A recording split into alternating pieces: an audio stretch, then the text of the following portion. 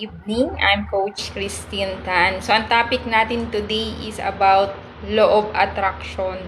Paano natin gagamitin sa ating negosyo yung law of attraction? What is law of attraction? Law of attraction is what you think is what you become. So, kung ano yung lagi mong iniisip, yun yung nangyayari sa buhay mo. Okay? So, ako before, nagwo-work po ako, no, dati po akong empleyado. So, iniisip ko na magkakaroon ako ng negosyo na nasa bahay lang ako, tapos kumikita ako kahit kasama ko yung pamilya ko. Yun yung lagi kong binivisualize, no, yun yung lagi kong minamanifest. So, nangyari po siya. Kaya nagkaroon ako ng knowledge at wisdom para gawin yung negosyo sa online. No? Na, kasi nga po, nung empleyado ako, fix lang talaga yung income. Kulang na kulang pa. So, yung nabibili mo lang doon ay yung mga needs mo. Tapos yung wants, sinasantabi mo na lang. Pero yung needs, hindi pa ganun ka, talagang pag empleyado ka, fix na fix. Naalala ko pa nga, pag nagbe-break time ako, ang kinakain ko lang, isang ulam, kalahating ulam, tapos isang kanin. Kaya nung nag-work pa ako, sobrang payat ko kasi nagtitipid ako para magkasya yung sahod ko sa mga gastusin namin, no? Kaya nung nagkaroon ako ng chance na may nag-alok sa akin ng ganitong business, no? At inaral ko siya. Kasi kapag naman inaral mo ang isang opportunity, kahit hindi mo pa alam, matututo ka naman talaga, no? Kahit hindi ko alam yung inaalok sa akin at nakita ko na gumanda yung buhay nung aalok sa akin. Biro mo, high school graduate lang siya. Tapos ako college graduate. Tapos nagtatrabaho lang ako na kumikita lang ng fixed income.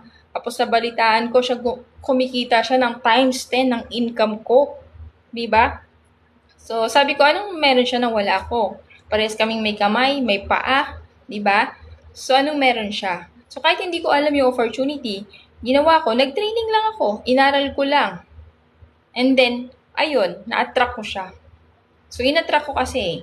So, after 6 months na ginagawa ko yung business, kumita ko ng times 5 ng income ko sa pagiging empleyado.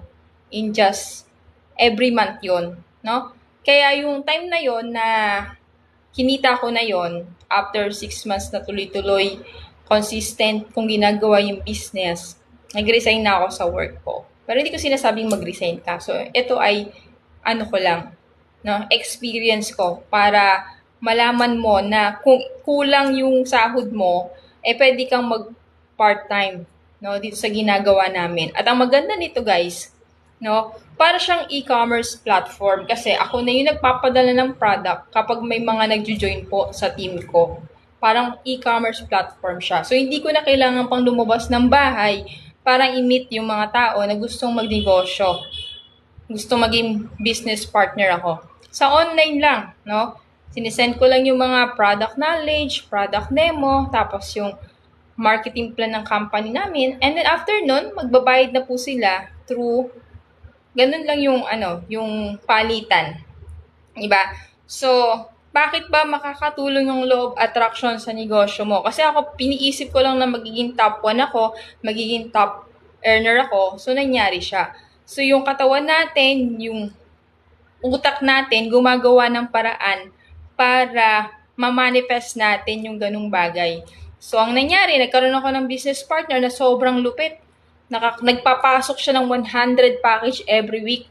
So, kaya ngayon, pinag-aralan ko na uli yung manifestation, nire-review ko na uli kasi nag-enroll ako sa mga mentor na malulupit magturo ng ganyan. So, tinuturuan kami paano ka makapasok sa alpha state of mind, paano mag-meditate, paano palalakasin yung intuition mo para yung mga mapupuntahan mong mga business partner mga tamang tao.